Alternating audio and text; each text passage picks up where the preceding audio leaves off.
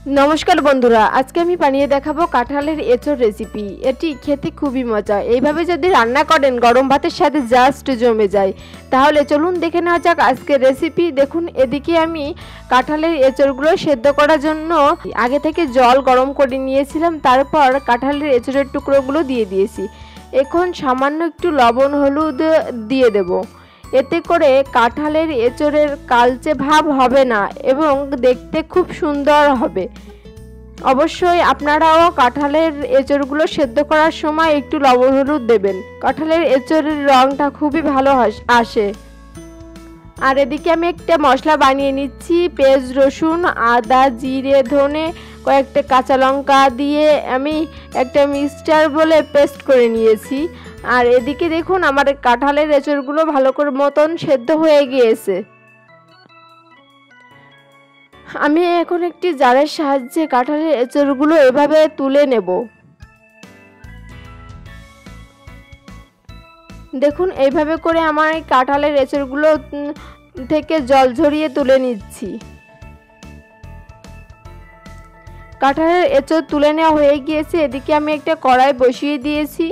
কড়াই বসিয়ে দিয়ে তেল দিয়ে দিয়েছি। তেল ভালো মতন গরম হয়ে গেলে আমি দুটো আলু কেটে রেখেছিলাম ডবো ডবো করে, সেই আলুগুলো আমি ভেজে নেব।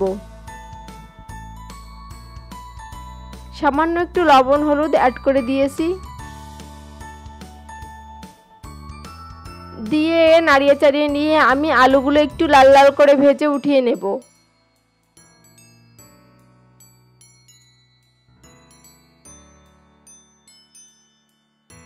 দেখুন আলুগুলো আমার ভেজে নেওয়া হয়ে গিয়েছে, এখন উঠিয়ে নিচ্ছি। এখন এই তেলেই আমি কাঁঠালের এচোরগুলো ভেজে নেব। এই সময়ে আমি কোনো লবণ হলুদ অ্যাড করব না। দেখুন শুধুমাত্র আমি তেলের ভিতর দিয়ে এভাবে নাড়িয়ে চাড়িয়ে একটু হালকা করে ভেজে উঠিয়ে নেব। এইভাবে যদি রান্না করে খান কাঁঠালের এচোরটা বারবার খেতে মন চাইবে এবং খেতে খুবই মজা হয়। বাড়িতে অবশ্যই একবার ট্রাই করে দেখতে পারেন। দেখুন কাঁঠালের এচোর আমার ভেজে নেওয়া হয়ে গিয়েছে, এখন আমি উঠিয়ে নিচ্ছি।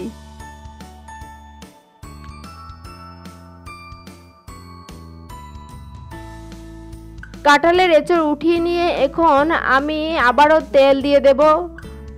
আমি এখানে সরিষার তেল ব্যবহার করছি, আপনারা সাদা তেলেও করতে পারেন। এখন ফোড়নের জন্য আমি একটি তেজপাতা এবং একটি শুকনো লঙ্কা মাঝ বরাবর ছিঁড়ে দিয়ে দিয়েছি। দিয়ে পেস্ট করে রাখা মশলা দিয়ে দিয়েছি।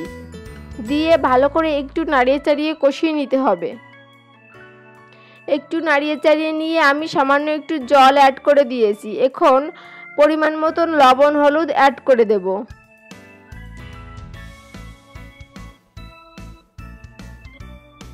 দেখুন লবণ হলুদ গুঁড়ো আমি অ্যাড করে দিয়েছি। দিয়ে ভালো করে মশলা কষাতে হবে। যতক্ষণ না পর্যন্ত মশলা থেকে তেল ছেড়ে দিচ্ছে ততক্ষণ পর্যন্ত মশলা ভালো করে কষিয়ে নিতে হবে। কষিয়ে নিয়ে এখন আমি ভেজে নেওয়া কাঁঠালের এচোড় এবং ভেজে নেওয়া আলুগুলো দিয়ে দেব। দিয়ে মশলার সাথে কিছুক্ষণ ভালো করে কষিয়ে নেব। এইভাবে ভালো করে কষিয়ে নিয়ে আমি পরিমাণ মতন জল অ্যাড করে দেব। দেখুন ভালো মতন কষিয়ে নিয়ে আমি জল অ্যাড করে দিয়েছি। আমি জল দিয়ে ঢাকনা দিয়ে ঢেকে আবারও কিছুক্ষণ রান্না করে নিয়েছি। দেখুন আমার কাঁঠালের এচোর প্রায় রান্না শেষের পথে। এখন সামান্য একটু গরম মশলা গুঁড়ো অ্যাড করে ঝোল শুকিয়ে নামিয়ে নিলেই তৈরি হয়ে যাবে কাঁঠালের এচোরের এই রেসিপিটি। খেতে খুবই মজা। বন্ধুরা যদি আজকের এই রেসিপিটি আপনাদের ভালো লেগে থাকে তাহলে অবশ্যই বন্ধুদের সাথে বেশি বেশি করে শেয়ার করবেন। আর আপনি যদি আমার চ্যানেলে নতুন হয়ে থাকেন তাহলে চ্যানেলটিকে সাবস্ক্রাইব করে দেওয়ার অনুরোধ রইল। পাশে থাকা বেল আইকন অবশ্যই প্রেস করে দেবেন, এতে করে আমি যখনই কোনো নতুন ভিডিও দেব সবার আগে পৌঁছে যাবে আপনার কাছে। দেখুন লাস্টে আমি গরম মশলা গুঁড়ো অ্যাড করে দিয়ে আবারও একটু নাড়িয়ে চাড়িয়ে মিশিয়ে নিয়ে নামিয়ে নিচ্ছি।